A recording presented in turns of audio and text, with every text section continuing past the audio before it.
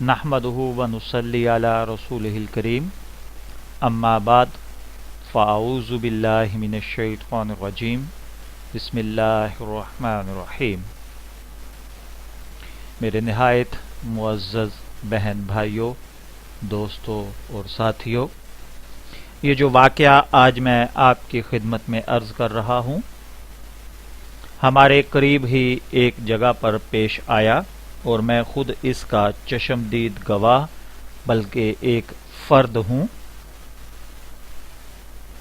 کچھ دن پہلے ایک گھر میں شادی تھی اور اس کے ایک کمرے کے اندر بھائی اور باپ بات کر رہے تھے اور ان کی بہن دوسرے کمرے میں دیوار سے کان لگائے لرزتے ہوئے ان کی یہ باتیں سن رہی تھی۔ اس کا بھائی جو اپنے ایک دوست کے ساتھ ابھی گھر میں آیا تھا، یہ انہی کی آواز تھی۔ بیٹا باپ کو کہہ رہا تھا، بابا ہم زیادہ سامان نہیں دے سکیں گے ورنہ عمر بھر قرض اتارتے رہیں گے۔ آواز میں پریشانی اور الجھن کے ساتھ ساتھ اکتاہٹ بھی تھی۔ بابا کی بھرائی ہوئی آواز سنائی دی، کاش پیسہ ہوتا، ہم اپنی بیٹی کو سب کچھ دے کے رخصت کرتے۔ اس نے تصور میں دیکھا ماں بیچاری تو سب سن کر بس رو رہی ہوگی، رو رو کر بیچاری کے آنسو بھی خشک ہو چکے تھے۔ اسے خود پر بہت غصہ آ رہا تھا، جی چاہ رہا تھا جا کر زور زور سے کہہ دے مجھے کچھ نہیں لینا، بس آپ لوگوں کی خوشی اور سکون ہی میرے لیے سب سے بڑا جہیز ہے۔ مگر اسے خیال آیا کہ میں مجبور ہوں۔ اس ظالم سماج نے بڑا بھاری بھرکم جہیز لازمی بنا رکھا ہے۔ کائنات کی حقیقی شہزادی سیدہ فاطمہ رضی اللہ تعالی عنہا کا جہیز بھی تو تھا، لیکن ضرورت مجھے نہیں، میرے سسرال کو ہے۔ اگر بات میری ہوتی، بات بیٹی کی ہوتی تو ہر بیٹی جہیز میں باپ کا کھلا چہرہ، ماں کے محبت بھرے بوسے اور بھائی کے پیار کی طلب کرتی۔ اس کی آنکھوں سے آنسو جاری تھے، قرض مانگنے کی تیاریاں ہو رہی تھیں۔ وہ دھڑام سے چارپائی پر جا گری، یا اللہ میں کہاں جاؤں؟ کاش امیر لوگ یہ رسم کو نہ بڑھاتے، میں کتنی مجبور ہوں۔ کاش سسرال سے پیغام آ جائے، ہمیں بس بیٹی سے مطلب ہے، سامان تو ہمارے پاس سب ہے، ایک بیٹی کی کمی ہے۔ ہاں آواز تو آئی تھی، لیکن کیا وہ سچی تھی؟ اب بھی آواز آ رہی تھی، شادی پر غم کی آواز۔ باپ بوڑھی آواز میں اپنے بیٹے سے کہہ رہا تھا، جا بیٹا قرض لے کے آ۔ بیٹی کو تو گھر سے ودا کرنا ہی ہے۔ بابا کے بڑھاپے سے کپ کپاتی آواز تھی، کیا بیٹی کافی نہیں؟ جہیز کیوں؟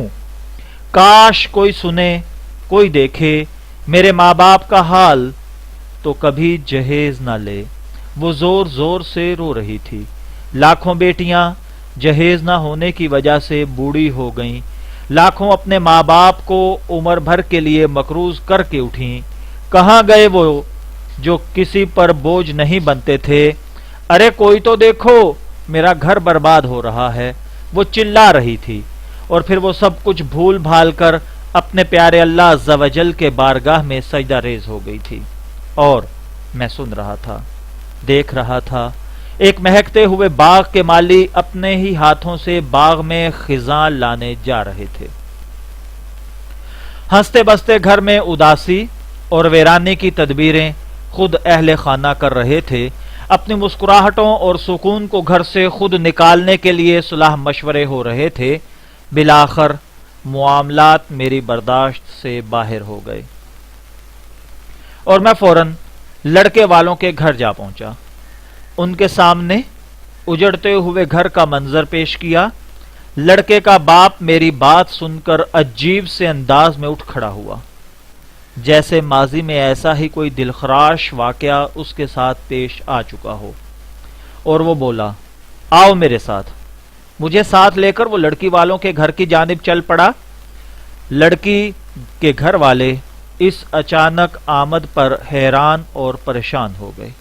فوراً سب کے منہ سے نکلا یا اللہ خیر، اور پھر ایک آواز گونجی، بھائی صاحب بات کا خیال رکھنا، ہمیں بیٹی دے رہے ہو، اس سے آگے ہمیں کچھ نہیں بچتا، بس ہمیں آپ کی بیٹی چاہیے، اسے آپ محبت کے ساتھ 2 کپڑوں کے اندر ودا کر دیں، ہم سمجھیں گے ہمارا گھر جہیز سے بھر گیا۔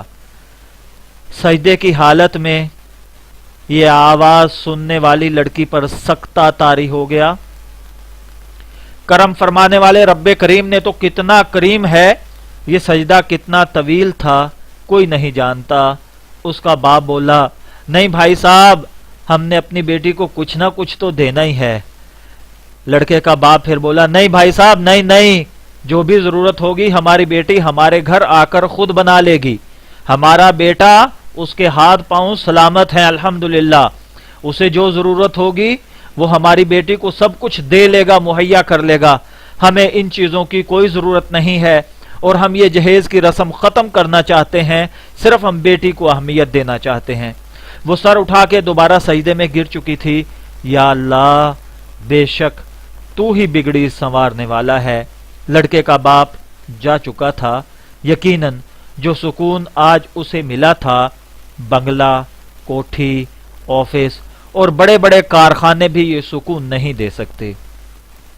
لڑکی کی ماں اب بھی رو رہی تھی، آنسو اب بھی اس کے رخساروں پر بہ رہے تھے، اور یہ آنسو خوشی کے آنسو تھے۔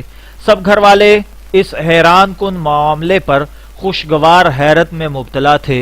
اے لڑکے والو، کیا آپ بھی بیٹیوں، ان کے بھائیوں، ان کے والدین کے سکون کے لیے زبان سے نہیں بلکہ زبان اور دل دونوں سے ان کو یہ نہیں کہہ سکتے کہ بھائی صاحب ہمیں بیٹی چاہیے، جہیز نہیں، بیٹی سے آگے کچھ نہیں بچتا، آپ مانیں یا نہ مانیں، لیکن یہ سچ ہے کہ بہت سی بیٹیاں یا تو بیاہی نہیں جاتی یا ماں باپ کی خوشیاں چھین کر بیاہی جاتی ہیں۔ آپ بھی اس چیز کا حصہ بنیے اور جہیز کو روکنے کی اس مہم میں ہمارا ساتھ دیجیے۔ اجازت چاہیں گے، اللہ حافظ۔